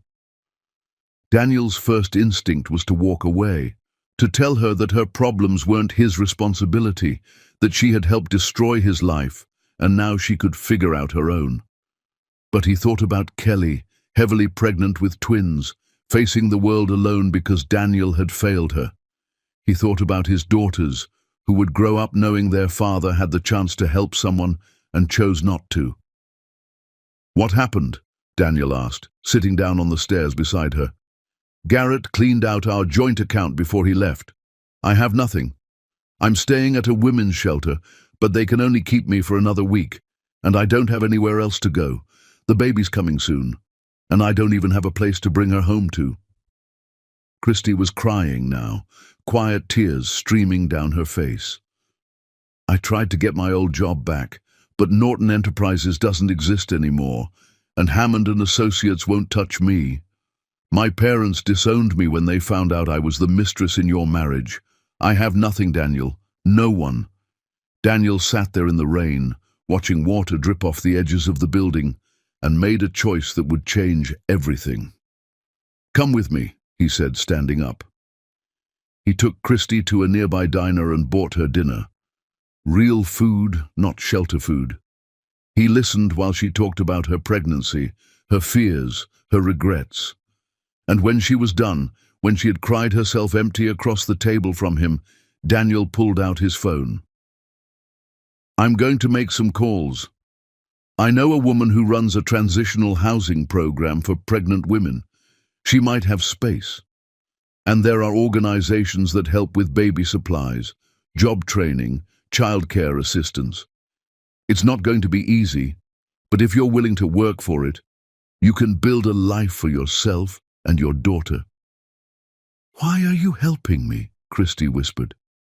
"After everything I did to you, to Kelly, why?" "Because Kelly Hammond was pregnant and alone, and she survived anyway. She built something incredible from nothing because that's who she is.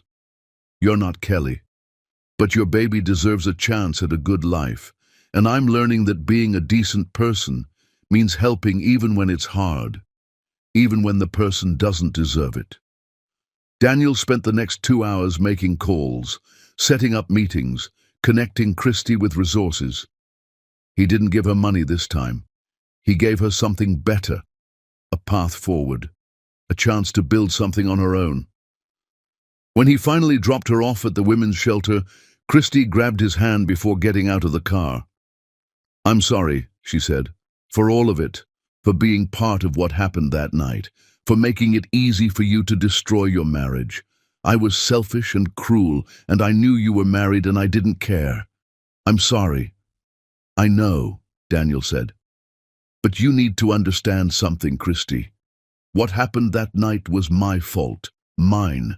You didn't force me to betray Kelly. I made that choice. I own it, and I'll spend the rest of my life paying for it. But you can choose to be better now. For your daughter. Be the mother she deserves, even if we weren't the people we should have been." Christy nodded and got out of the car. Daniel watched her walk into the shelter, and then he drove home and collapsed on his couch, emotionally exhausted. His phone rang an hour later. "Kelly. We need to talk," she said without preamble. "Can you come over? Now?" "Of course, I'm on my way." Daniel drove to Kelly's house with his heart in his throat. This was it. The moment Kelly would tell him whether he had a future with his daughters or whether the past 3 weeks had been his last chance. Kelly opened the door before he could knock.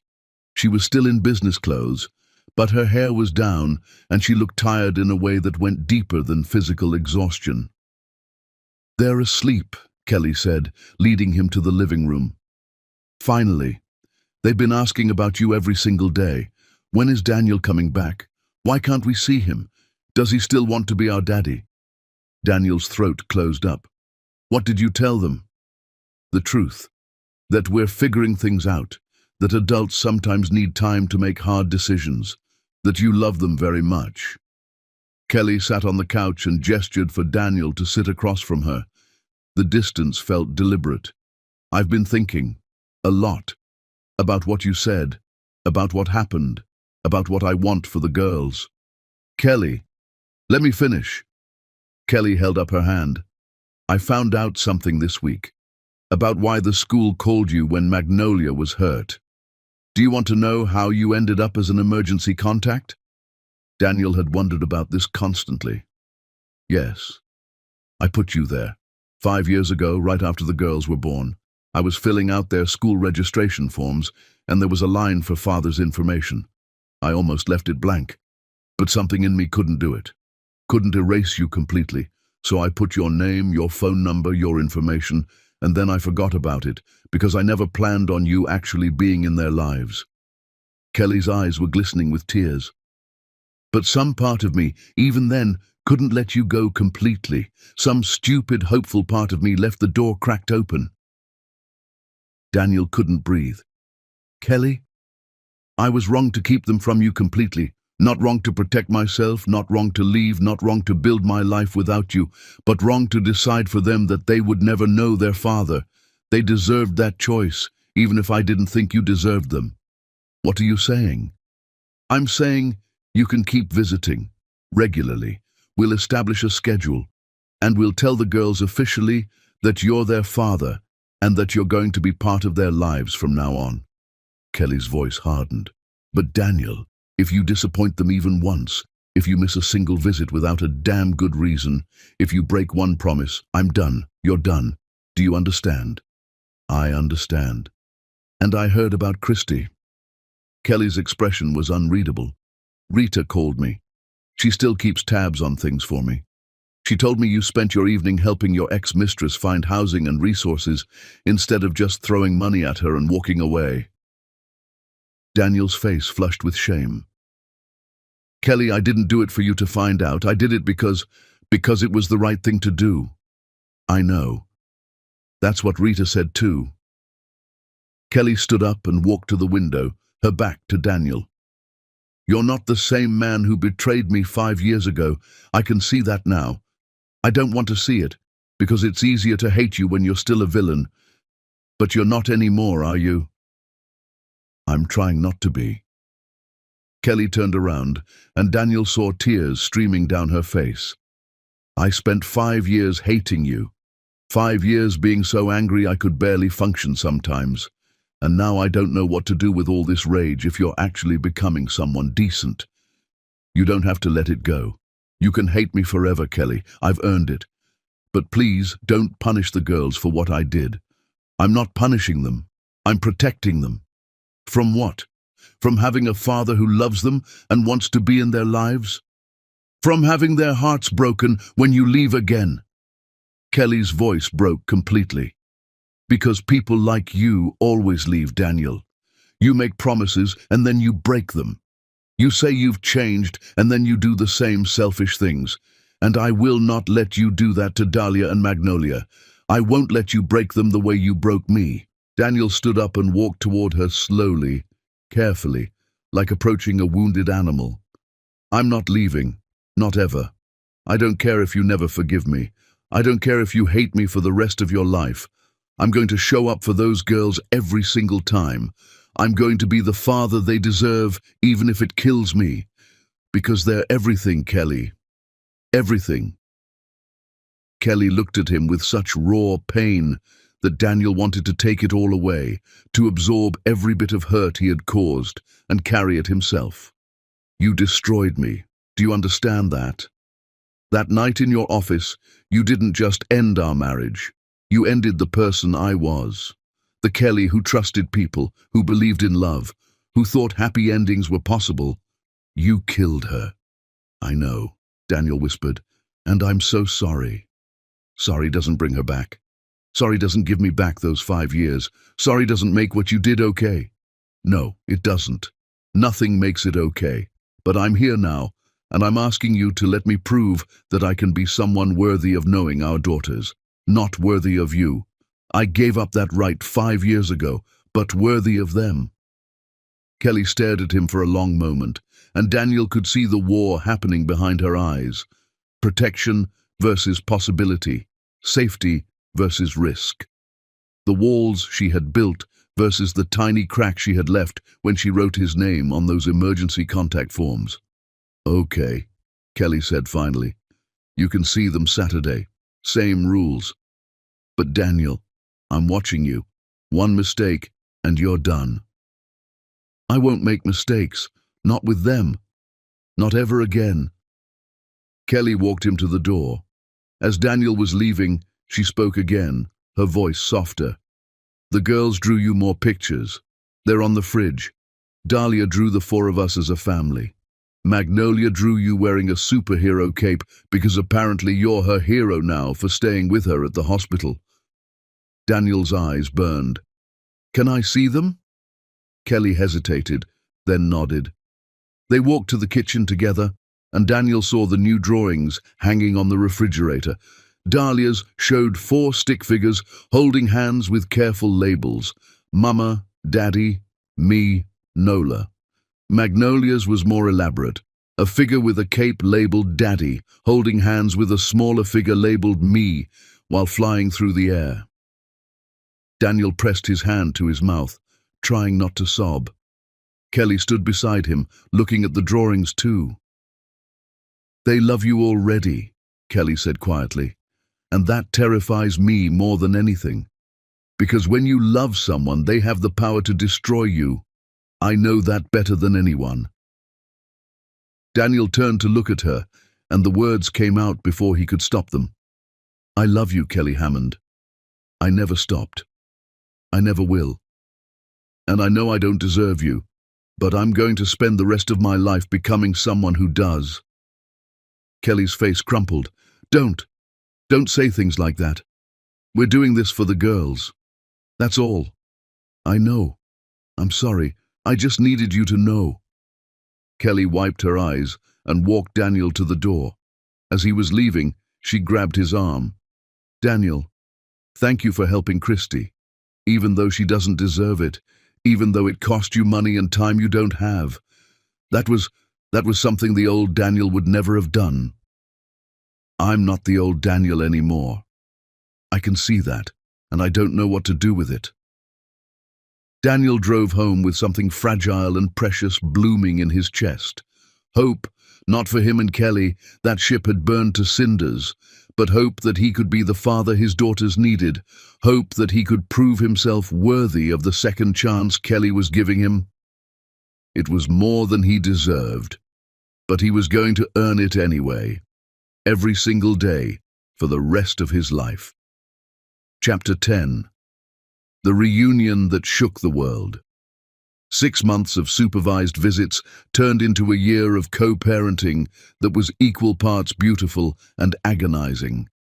Daniel was there for everything: school plays where Dahlia sang solos and Magnolia danced with wild enthusiasm, soccer tournaments where he screamed himself hoarse cheering, art shows where Dahlia's work hung alongside pieces by kids twice her age, birthday parties, homework sessions, bedtime stories read over video call when he couldn't be there in person. But Kelly remained behind walls so thick Daniel could barely see her anymore.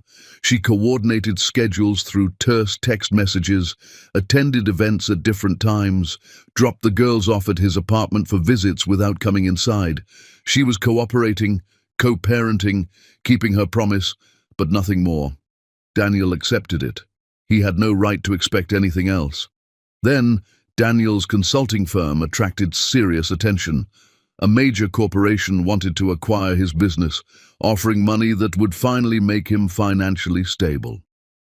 His lawyer sent over the contracts, and Daniel stared at them for 3 days straight. This was his chance to rebuild, to finally give his daughters the life they deserved, to prove he could succeed. But all he could think about was Kelly, pregnant with twins, building Hammond and Associates from a hotel room because Daniel had taken everything from her. Daniel called his lawyer. "I'm not selling. Daniel, this is a 7-figure offer. Transfer everything to Hammond and Associates. The company, the contracts, the client list, all of it. Make Kelly Hammond the owner. Have you lost your mind? Maybe, but do it anyway." The papers arrived at Kelly's office on a Thursday afternoon. Daniel didn't hear anything for 4 days. He went about his normal routine, visited his daughters on Saturday, and waited. Kelly showed up at his apartment at midnight on Monday. She pounded on the door hard enough to wake his neighbors, and when Daniel opened it, she pushed past him into his small living room, holding the contract papers, her face a mask of fury and confusion, and something else that looked dangerously like pain. "Explain this," Kelly demanded. "Explain why you're giving me your company." "Because you deserve it." "Don't give me that bullshit. What's the catch? What do you want?" "Nothing. I want nothing." "Liar." Kelly threw the papers at him. "Everyone wants something, especially you. So what is it? Joint custody? Visitation rights? Me?" The last word hung in the air between them like a live wire. "I want you to have what I took from you," Daniel said quietly. 5 years ago I destroyed your security, your trust, your future. You had to rebuild from nothing while pregnant with twins. This company isn't much compared to what you've built, but the contracts are solid, and merging them would expand Hammond and Associates into new markets. It's good business. Take it. And what do you get? Peace. Knowing I finally gave you something back. Kelly stared at him, and something in her expression cracked. "I can't accept this." "Why not?" "Because if I accept this, I have to admit you've changed. I have to let go of the anger that's kept me safe for 5 years, and I don't know how to do that, Daniel. I don't know how to stop hating you." "Then keep hating me. Take the company anyway." "It's not that simple." "Yes, it is. You built an empire from nothing. You raised 2 incredible daughters alone. You survived everything I did to you and came out stronger. This company is yours. Take it. Build something even bigger. Show the world what Kelly Hammond can do when she has every advantage instead of every obstacle." Kelly's hands were shaking. She sat down on his couch like her legs couldn't hold her anymore. "Do you know what you took from me? Not just the company or the marriage. You took the moment I was going to tell you about the twins, that moment when I would have seen your face light up with joy. That moment when we would have held each other and cried happy tears and planned our future. You stole that from me, and I can never get it back. Daniel sat down across from her, keeping distance between them. I know, and I would give anything to undo it. But you can't. You can never undo it. Those 5 years are gone, Daniel. The pregnancy you missed, the births you weren't there for, the first smiles, first words, first steps, all gone. And you want me to just forgive that? Accept your grand gesture and move on? No. I want you to accept that I'm trying, that's all. Just trying to be better. Kelly looked at him with tears streaming down her face. I was in labor for 16 hours with twins. Alone. Do you understand what that means? I was terrified, and in pain, and alone. When they put Dahlia in my arms, she was so small, and perfect, and mine. And then Magnolia. 2 perfect miracles. And I looked at them and thought, their father is missing this. Not with sadness, with rage. Pure, white-hot rage that you were somewhere else living your life while I was bringing your daughters into the world alone. Daniel's vision blurred. Kelly. I built Hammond and Associates brick by brick while breastfeeding twins on 2 hours of sleep. I closed deals while my body was still healing from giving birth. I became successful not because I wanted to, but because I had to. Because 3 lives depended on me, and I couldn't fail. Do you understand the pressure of that? The absolute terror of knowing that if you fail, your children suffer. You didn't fail.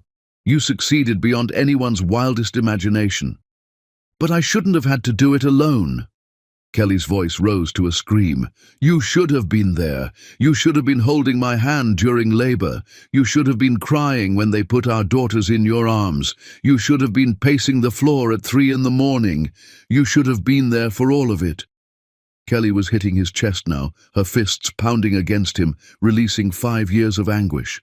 Daniel sat there and took it, didn't defend himself, didn't try to stop her. Just let her break. I hate you, Kelly sobbed.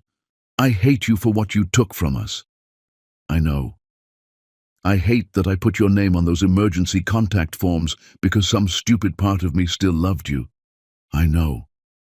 I hate that our daughters draw pictures of us as a family, and I don't know how to tell them it's not that simple. I know. I hate that you're here now, being everything you should have been then, and I don't know how to trust it, how to trust you, how to risk my heart again when you destroyed it so completely the first time. Daniel's voice broke. I love you, Kelly Hammond. I have never stopped loving you. I love you so much it's killing me. And I know I don't deserve you. I know I threw away the best thing in my life. But I love you desperately, hopelessly, completely. And if that love means letting you go, if it means spending the rest of my life co-parenting our daughters while you build a life without me, then that's what I'll do. Because loving you means wanting you to be happy, even if I'm not part of that happiness. Kelly looked up at him, her face wrecked with tears, and something inside her finally shattered. She kissed him, hard, desperate, angry. 5 years of pain and loss poured into that kiss. It wasn't gentle, it wasn't romantic, it was raw and honest and absolutely devastating. Daniel kissed her back with everything he had. His hands came up to cup her face, tasting her tears, feeling her body shake against his. When they broke apart, they were both sobbing. I don't forgive you, Kelly whispered against his lips. I don't expect you to. This isn't going to be easy. We're going to fight. We're going to have terrible days. I'm going to remember what you did and hate you all over again. I know. The girls have to come first, always. If this doesn't work, if we can't make it work, they don't get hurt. We protect them. Always. And you have to understand that I might never fully trust you again. That part of me will always be waiting for you to leave. I'm never leaving. Not ever. I don't care how hard it gets. Kelly pulled back to look at him, and Daniel saw the war still happening in her eyes. But underneath the pain and anger was something else, something that looked like hope. "I want to try," Kelly said, her voice shaking. "God help me. I want to see if we can build something real from all these broken pieces. But Daniel, if you hurt them, if you hurt me again, I won't. I swear on everything I am, I won't." They held each other on that couch while the city slept around them. They talked about therapy and boundaries and taking things slow, about how to tell Dahlia and Magnolia without confusing them, about the fact that Kelly was terrified and Daniel was desperate, and neither of them knew if this was brave or stupid. As dawn broke, Kelly fell asleep against Daniel's shoulder, exhausted. He stayed awake, watching her sleep, marveling at the impossible chance he had been given. When Kelly woke up hours later, she called her assistant. "Bring the girls here, to Daniel's apartment." Dahlia and Magnolia arrived confused and curious. They found their parents sitting together on the couch, hands intertwined, faces showing signs of tears and something else, something that looked like possibility. "Are you and Daddy dating?" Magnolia asked immediately. "We're trying," Kelly said carefully. "We have a lot to work through, and it's going to be complicated. But yes, we want to see if we can be a family. All four of us." Dahlia studied them with serious eyes. She walked over to Daniel slowly, and he prepared himself for rejection. Instead, she climbed into his lap. "If you make Mama cry again, I'll never forgive you," Dahlia whispered fiercely. "I won't, I promise." "Promises can be broken." "Not this one. Never this one." Magnolia launched herself at both of them, and suddenly they were all tangled together, Kelly and Daniel and Dahlia and Magnolia, a family that had been shattered and was now painfully, carefully being rebuilt. Kelly accepted the company. She merged it with Hammond and Associates and changed the name to Hammond Norton Holdings. The business community buzzed with speculation. Some called it a power move. Others called it forgiveness. Kelly called it what it really was, a second chance. Christy Bell gave birth to a healthy daughter and named her Grace. She sent Kelly and Daniel a card thanking them for the help and promising to be better. Kelly kept the card as a reminder that redemption was possible for everyone. Daniel and Kelly didn't rush. They dated for months while living separately. They went to couples therapy every week. They fought sometimes, terrible fights where old wounds reopened, but they learned to fight fair and heal together. They married 2 years later in Kelly's garden with Dahlia and Magnolia standing between them. It wasn't a fairy tale. It was better than that. It was real.